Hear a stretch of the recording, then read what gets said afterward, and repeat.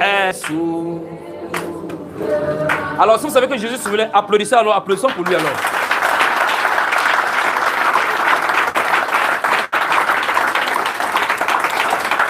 Alléluia.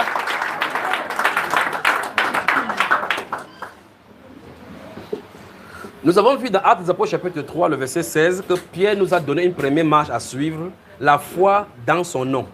Et nous avons vu que Jésus lui-même a dit que si 2 ou 3 assemblés en son nom, on pourrait sceller des choses et le ciel serait d'accord. La réalité maintenant, c'est ceux qui confessent le nom du Seigneur Jésus qui ne font pas fonctionner cela. Je suis donc là pour que ces choses-ci fonctionnent. Pour qu'on enlève les obstacles qui peuvent empêcher de fonctionner au nom de Jésus. Le moment où on se moquait des gens qui croient en Jésus-Christ est terminé. Amen. Les gens vont se moquer de Jésus face à face de toi. Tu dis, tu ne parleras que si j'ouvre la bouche que tu vas parler. Amen. Et il ouvre la bouche, il ne parle plus. Alléluia. C'est pour cela qu'en entrant dans cette dimension-ci, il faut que je nettoie d'abord certaines choses au côté pour que tu ne prends pas le nom de Jésus pour aller comme ça à tuer tes camarades. Tu dis que celui qui est premier, tu ne sois plus premier. On n'utilise pas ça pour faire n'importe quoi. L'autorité du Seigneur Jésus-Christ est donnée pour ceux qui sont grands en maturité. Surtout en maturité d'amour.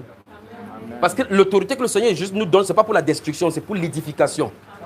Et première chose, premier pilier, si vous n'avez pas le pardon sur le cœur, l'esprit de pardon, ça ne peut pas venir. Parce que le pardon et l'amour sont intimes. La croix exprime l'amour et le pardon. La croix exprime l'amour et le pardon. Dieu a tant aimé le monde qu'il n'a pas voulu détruire, mais a voulu pardonner leurs péchés en donnant par amour son Fils. Vous avez moi? Amen. Très bien. On va voir la suite demain alors. Jésus est souverain. On va voir la suite demain, n'est-ce pas? Non. Hey. On va voir la suite demain ou bien quand? On m'a informé là-bas que vous avez une réunion, les femmes ont une réunion à 11h avec Maman Sarah, non? C'est pas ça? Il faut qu'elle laisse se reposer, non? Non. Hey. On fait comment? Car il est...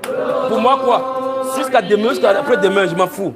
Et digne de régner, Jésus est souverain. Mais s'il vous plaît, permettez-moi d'élaborer sur un point, pour que ce soit clair dans votre esprit. Comment avoir foi dans le nom de Jésus? Cette première étape doit être vraiment claire dans votre esprit. Pour qu'on voie maintenant comment le nom de Jésus, lui, fonctionne. Parce qu'il y a deux choses. Nous devons avoir foi dans le nom de Jésus. Parce que dans Actes chapitre 3, que nous avons lu, le verset 16 dit, Pierre explique que c'est la foi dans le nom de Jésus que son nom a raffermi. Pas vrai? Comme il a eu foi, le nom a fonctionné. D'accord?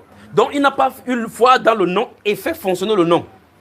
Donc le nom a l'automatisation de faire fonctionner. Mais c'est nous qui l'activons par la foi en ce nom. Nous avons la responsabilité d'avoir foi au nom. Le nom doit agir en retour. Vous comprenez cela? Très bien. Qu'est-ce qu'il veut dire? Comment faire venir Jésus sur la scène? Quand tu dis Seigneur et quelque chose se manifeste, il faut que tu sois du domaine de la foi, donc du domaine de l'esprit. Vous me suivez, mes frères? Alors, pour faire fonctionner le nom de Jésus, vous devez être en relation avec lui, sans qu'il y ait quoi que ce soit qui vous court-circuite. Vous me suivez? Donc, il faut examiner son cœur, le canal qui se connaît à lui. Il faut examiner le cœur, le canal qui se connecte à lui. Si notre esprit est libre pour le servir, libre de toute culpabilité, libre, parce que c'est sur ces choses que Satan vient dans ton esprit pour dire, est-ce que tu penses que tu es digne d'invoquer le nom du Seigneur? Il faut que quand Satan vient interroger ton esprit pour savoir si tu es digne, tu lui dis que tu n'invoques pas le nom de Jésus parce que tu es digne, c'est parce qu'il a payé le prix et t'est rendu digne. Amen. Vous comprenez cela? Quand vous arrivez à ce niveau-ci, vous fonctionnez dans le nom de Jésus sans entrave. Parce que vous ne comptez pas sur votre force, mais sur l'œuvre accomplie à la croix par Jésus, notre Seigneur. La seule obstruction, doute, peur, manque de pardon, inimitié, les mauvais objectifs sur le cœur. Donc il faut qu'on élabore tout ceci demain, d'accord? Pour que quel qu'en soit l'endroit où vous trouvez sur cette terre de la France ou n'importe où vous êtes, quand quelque chose vous arrive, que vous ayez un voisin franc-maçon, n'importe quoi, vous restez chez vous, vous n'avez pas besoin d'aller toquer la porte de quelqu'un pour créer le souci. Parce qu'il a dit, si vous décidez sur la terre, au ciel c'est réglé. Vous comprenez cela? Daniel a pris de lui déjeuner 21 jours, il était à Babylone, les choses se passaient sur le plan céleste. Il a désorganisé le royaume jusqu'à ce que l'ange était obligé de venir donner les choses par rapport à ce qui se passait. Donc la prière du juste a une grande efficacité. La prière du juste a une grande efficacité. La prière du juste a une grande efficacité. La prière des justes a plusieurs, une très grande efficacité si deux d'entre vous s'accordent. Donc il faut qu'on arrive demain à la dimension de comment s'accorder à l'esprit quand on se réunit. Voilà pourquoi quand les réunions des croyants se passent, la première chose à faire, c'est d'abord balayer l'assemblée au travers de la repentance. Parce qu'il peut y avoir des choses que l'autre cache sur le cœur de l'autre par rapport à l'autre. C'est-à-dire que le frère, s'il a quelque chose contre la sœur, mais chaque se garde dans son côté. Il dit, ok, mais vous êtes là, vous ne vous saluez pas. Après qu'on dit qu'on prions ensemble, demandons ceci au Seigneur. Le Seigneur ne peut pas exaucer tant qu'il n'y a pas l'union de l'esprit. Il faut que ces choses soient déployées demain, d'accord? De temps en temps, si tu as quelque chose contre quelqu'un, voilà la salle, voilà le Sanhédrin là-bas. Vous allez de ce côté, si vous allez résoudre le problème, vous venez, on entre en esprit.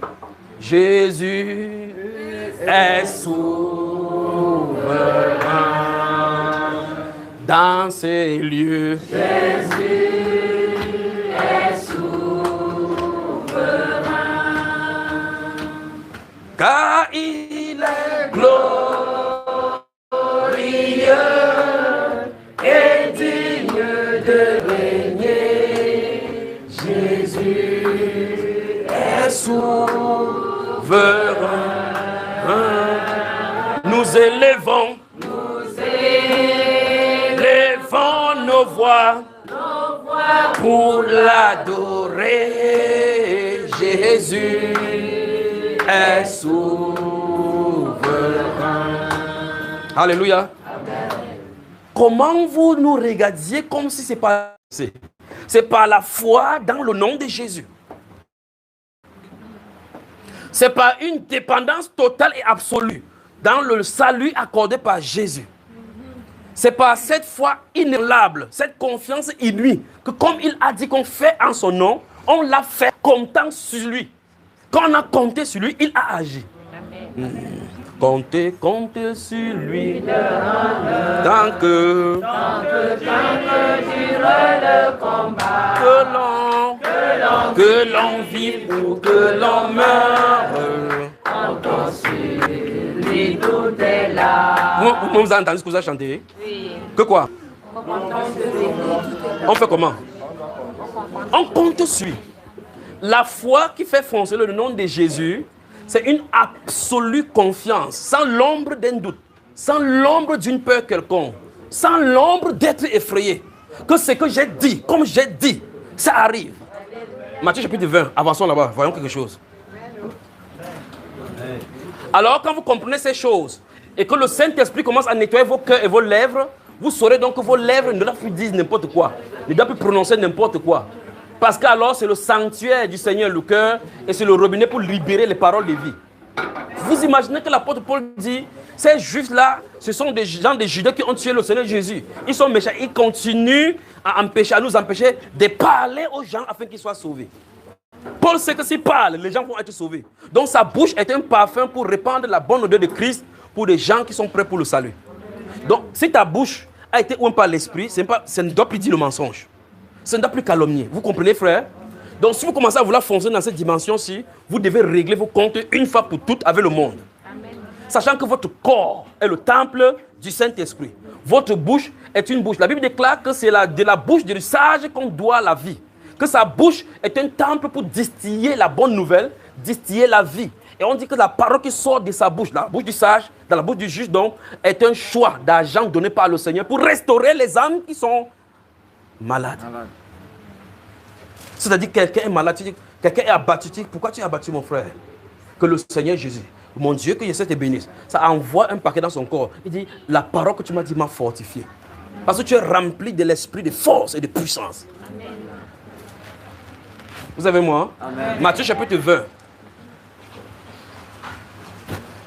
Les frères, ils sont fatigués, c'est comment? Il regarde n'importe qui, chacun est fatigué seulement devant mes yeux. Vous y êtes? 18 encore, à partir du verset 18. Allons, y va. Parti. Non, chapitre 21. Je vous ai dit de dénoncer ça aujourd'hui. Je vous ai dit Matthieu chapitre 18, puis le chapitre 21. C'est pas ça? Très bien. Matthieu 21. Oui. À partir de 18. Oui. Le matin, oui. En retournant à la ville, il eut faim. Oui. Voyant un figuier sur le chemin, il s'en approcha, mais il n'y trouva que des feuilles. Et il lui dit, que jamais fruit ne naisse de toi. Stoppons là-bas. Et gardez la parole devant vous. La Bible déclare que le Seigneur Jésus est entré après avoir fait les saccagements qu'il a fait dans le temple de Jérusalem, il est là en Bethanie. Et en sortant, il se dirige vers un figuier. C'est le Seigneur, c'est le Créateur. Il sait que ce n'est pas la saison de figues. Si vous lisez dans le Marc chapitre 11, on dit que ce n'était pas la saison de figues, pas vrai? Mais il va à un arbre. Écoutez-moi très attentivement, pour vous qui avez des problèmes, dont l'homme pense qu'ils sont assis sur tes problèmes et que c'est pas eux seulement que ça doit se résoudre. Je vais vous montrer maintenant que tout est possible à celui qui croit. Amen. Jésus va vers le figuier pour manger les figues, sachant que ce n'est pas la saison. C'est-à-dire qu'il espérait qu'il y ait les mangues là-bas, que même si les mangues ne doivent pas être là-bas, que ce n'est pas la période de mangue, qu'il y ait les mangues. Bon, il dit, ok, comme tu n'as pas produit les mangues quand j'ai faim, c'est-à-dire quand tu n'as pas donné mon papier, même si je ne suis pas en règle. Parce que la figue là n'était pas la serre. C'est-à-dire qu'il avait fait quoi? C'était un fruit, un arbuste clandestin. Donc c'est un arbre clandestin qui n'est pas légalement, parce que normalement si c'était un bon arbre, il devait donner du fruit. Quand ils viennent comme ça sans papier, on dit qu'ils sont les immigrés clandestins. On les chasse partout dans les gares. Les gars fuient. Ils disent qu'il y a la grève par où. On rave par où, ils fuient par là-bas. Hey, ça c'est l'arbre dont on attend à ce que ça produise des fruits et que ce n'est pas sa saison. En fin de compte, Jésus attendait le fruit sur un arbre qui n'a pas la saison. Et à cause du fait que ça ne soit pas la saison, il a proclamé une parole juste sur l'arbre. Que jamais on ne mange plus de fruits. La Bible déclare dans Matthieu chapitre 18 hein, que instantanément, les disciples ont vu, ça a séché. Ils sont tournés et disent, mais comment cet arbre?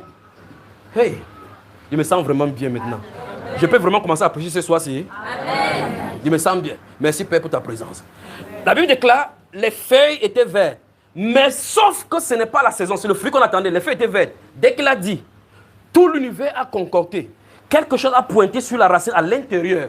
Là où les sels minéraux entrent pour nourrir la racine. Ça a séché les larves instantanément. Monté sur les feuilles. Les feuilles qui étaient jadis vertes commencent à jaunir au point où ça tombait. Les disciples ont dit que wonderful palava. C'est au Cameroun, ça. Si vous ne comprenez pas au Cameroun, c'est pour vous. Venez au Cameroun, visitez au Cameroun. Wonderful palava. Comment cet arbre a séché instantanément, en un instant, dit l'apôtre. Jésus n'était pas étonné. Vous savez pourquoi Jésus fait? Il est en train de vouloir dire, enseigner à ses disciples que nous sommes du peuple qui changeons les circonstances. Décrétons les circonstances. Désignons que les circonstances marchent comme nous voulons, pas comme les circonstances marchent. L'arbre avait une loi qui doit produire en sa saison. Jésus dit, tu ne produiras plus jamais. Et ça s'arrête, le cycle s'arrête. Alléluia. Commandez au préfet de libérer votre papier, je le dis. Amen. Moi, à votre place, si vous êtes dans cette salle-ci maintenant, vous ne sortez pas sur cette onction. Je passerai devant tout le monde. Je passerai dans un coin là-bas. Je commande le préfet, vous le voyez, vous regardez son office. Mettez le doigt là-bas, même si votre doigt va dans...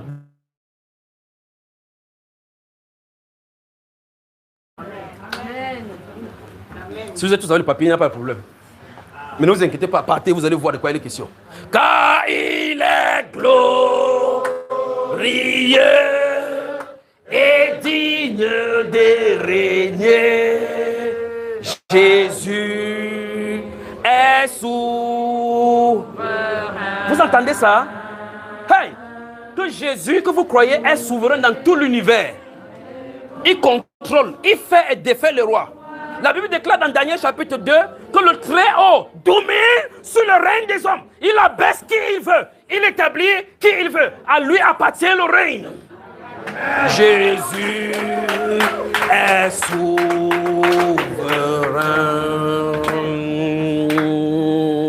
Jésus est souverain. Quelque chose se passe maintenant dans l'esprit. Quelque chose se passe maintenant dans notre esprit. Nous sommes des personnes qui fécondent quelque chose dans nos pensées. Relâche avec la bouche. L'univers capte ce que nous avons dit et arrange les circonstances en fonction de ce que nous avons décrété. Jésus est souverain. Jésus est souverain. Les disciples, étonnés de ce qu'on a lu là tout à l'heure dans votre Bible, ils demandent à Jésus, comment cet arbre a séché en un instant? Jésus dit, je ne savais pas que ça a séché, n'est-ce pas, frère? Il a, le verset suivant dit, lis un peu. Verset. Le verset suivant, il y a une version commune, commencement qui disait. Les disciples qui virent cela furent étonnés et dirent, comment ce figuier est-il devenu sec en un instant? Donc ça veut dire qu'ils avaient vu le sécher vert tout à l'heure. Jésus a prononcé la parole, ils ont vu le figuier asséché, pas vrai, frère? Amen. Maintenant ils ont posé la question, la Bible dit qu'ils étaient d'abord étonnés. Ils sont étonnés du fait que le maître parle, que jamais fruit ne soit plus jamais de toi. Ça a séché. Maintenant, Jésus sera étonné de leur étonnement. Allons-y. Jésus leur répondit, oui. Je vous le dis en vérité, si vous aviez de la foi et que vous ne doutiez point. Stop. Jésus est souverain. Notre Seigneur a dit, si vous aviez de la foi, et il dit clairement ce qui peut obstruer cette foi, quoi? Il faut qu'on s'attelle aussi maintenant pour parler. Quand est-ce qu'on parle de doute? Et c'est quoi la Bible appelle par doute?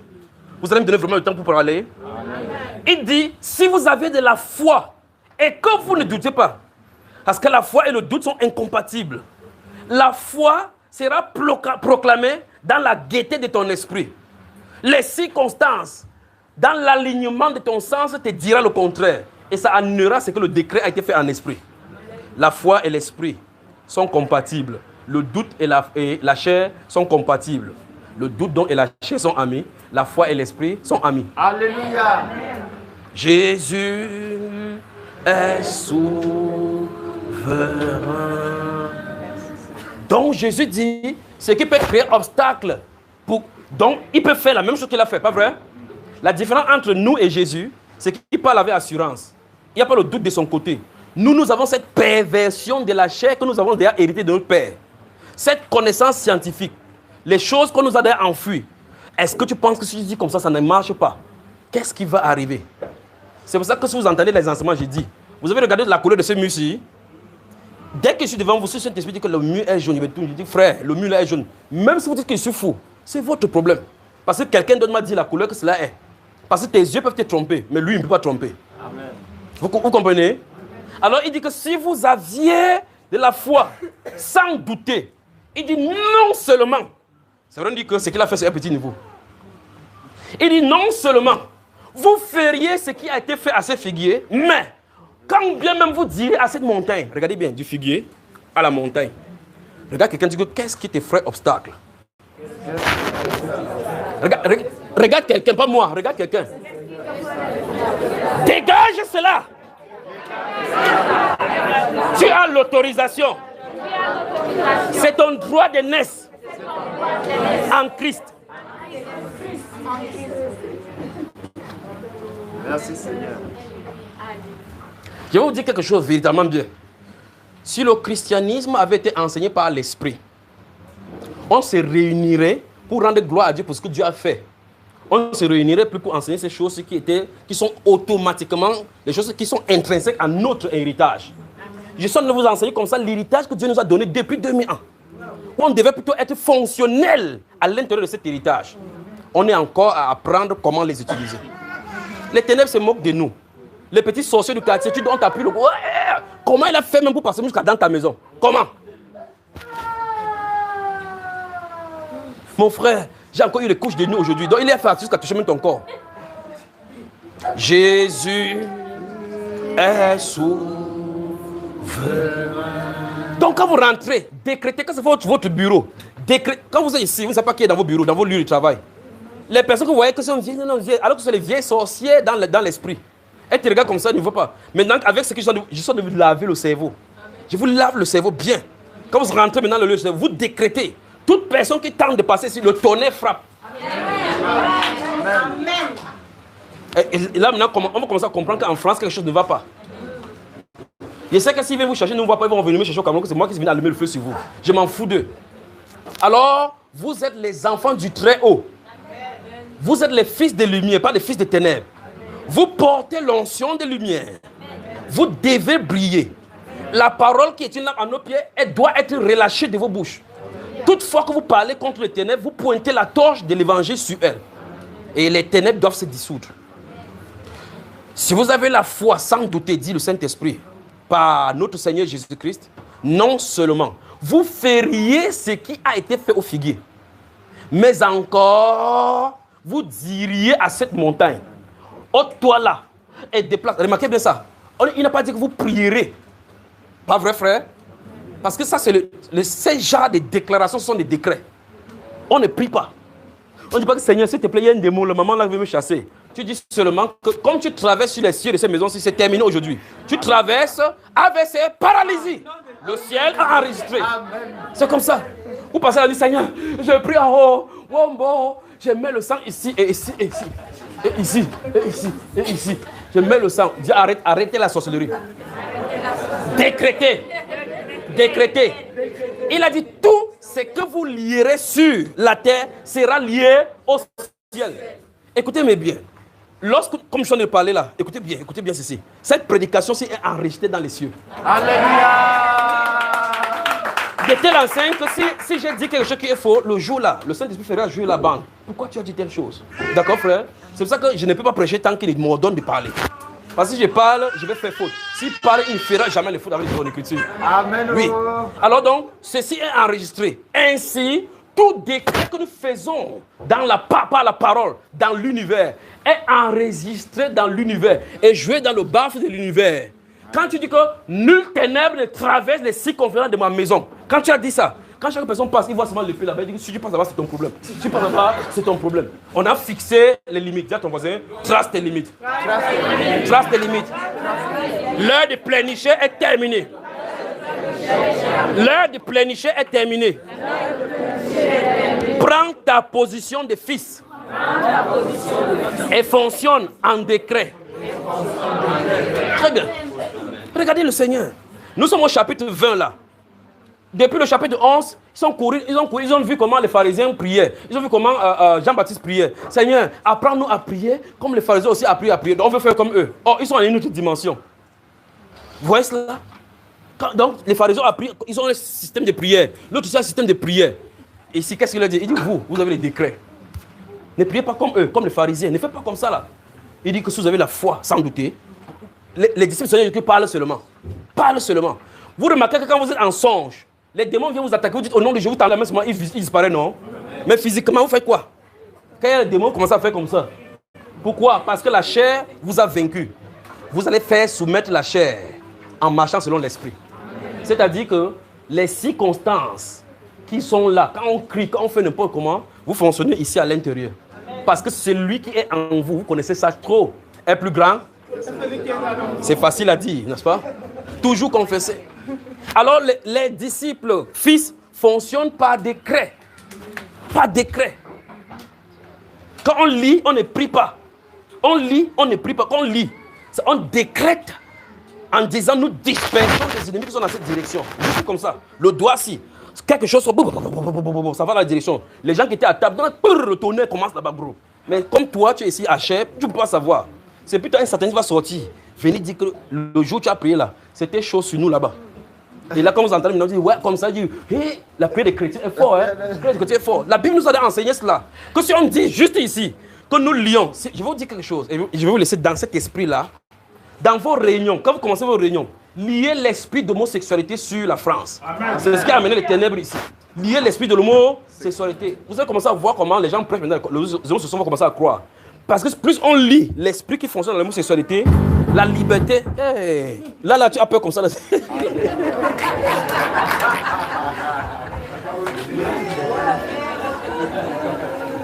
Elle a cru que c'est les esprits qui ont commencé comme ça directement. Lorsque vous liez les esprits d'homosexualité, vous les attachez parce qu'ils sont relâchés en grand nombre. Plus les gens commettent l'homosexualité, plus ils les font sortir du monde infernal. Alors quand vous allez lier, donnez-moi le dernier, je vous compris. C'est à genoux, hein. Amen. On va faire. Plus vous liez, plus leur habilité de surcharger l'esprit des gens dans le monde pour être favorable à l'homosexualité va diminuer, atténuer. On finit de lier. Tous les décrets qu'ils ont faits, on les déprogramme. On reprogramme ce qu'on veut. On lit dans les pensées des gens. Et puis quand les gens sont sur le terrain en annonçant l'évangile, les homosexuels sont favorables. Alléluia. Sinon vous allez commencer à dire que non, ce que tu fais n'est pas bien. En tout temps, la personne est liée par l'esprit. tu as de parler, il est lié par l'esprit. Donc, la parole ne peut pas le convaincre. Il faut une puissance pour le délivrer de là. Ça commence donc à genoux. Donc, le dernier jour, on va passer dans l'intercession pour eux. D'accord? Sinon, vous allez leur dire, homosexualité convertie, il n'a pas le pouvoir pour se convertir parce qu'il est lié. Il faut au préalable lier ce qui le touche en amont. Fermez d'abord tous les cohortes. Je vais vous montrer toutes les portes dans cette ville, ce qui ont été faites pour eux. D'accord? Ils ont d'abord fermé, première chose, aller dans votre palais, danser là-bas. Pour libérer ça dans votre esprit. Entrez dans une vieille maman, papa. Vous comprenez ce que je veux dire? Je suis encore dans votre territoire, maman, papa. Alors, on doit changer les choses. Les fils fonctionnent en décret. Dites-vous que si vous êtes dans le territoire français, Dieu ne vous a pas mis ici pour rien. Peut-être c'est pour des temps comme ceci. Parce que si Dieu enlève tous les enfants de Dieu en France, il va frapper la France forcément. C'est à cause de vous, votre présence, qui fait que Dieu ne frappe pas la France depuis. Parce que la colère de Dieu a accumulé sur la France. L'unité de l'intercession que les croyants font, pas seulement vous, dans toutes les différentes assemblées où on prie pour la France, Dieu aurait frappé depuis. Votre tour est fait que vous voyez là-bas tomber. Amen. Alléluia. Tombera au nom du Seigneur. Le Seigneur renversera l'orgueil de la France. Renversera l'orgueil de la France. Alors, écoutez donc ceci. Écoutez ceci. Le Seigneur veut que son peuple fonctionne dans la foi, dans son nom. Que quand vous décrétez quelque chose dans son nom, ne vous en faites pas, il va faire fonctionner. La seule condition, c'est que vous décrétez sans douter. Sans douter. Sans douter. N'est-ce pas, frère? C'est ce qui est écrit. Sans douter. Donc quand tu dis, au nom de Jésus-Christ de Nazareth, vous venez d'ouvrir un boulevard, tout le ciel est attentif à ce qui va se faire.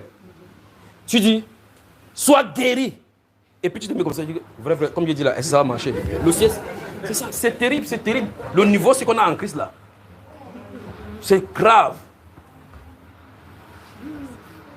Vous n'avez pas de malades que vous pouvez amener.